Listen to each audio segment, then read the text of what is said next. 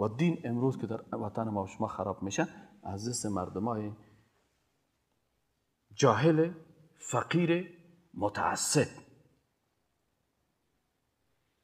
در اکثر مجالسی که ما ششتیم که همی پشت اسقاط میگردن و پشت تاویز میگردن، والله نهایتش علم نبوده، نهایتش چون فقیر است 500 از اسقاط در جیبش میره، چون فقیر است تاویز میده،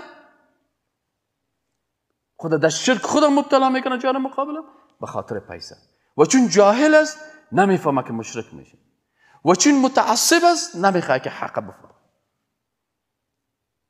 تعصبش اجازه نمیتش که بیا یک 5 دقیقه اینجا گپ حق بشنوه. خیر است بشنو، بس قناعت اگر حاصل نشد مشکل نیست، حداقل بشنو.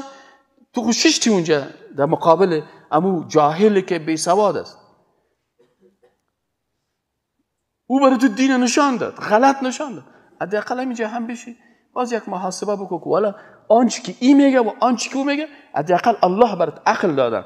افلا تعقلون، چرا از عقلتان استفاده نمیکنین؟ افلا یتدبرون القرآن، چرا در قرآن تدبر نمیکنین؟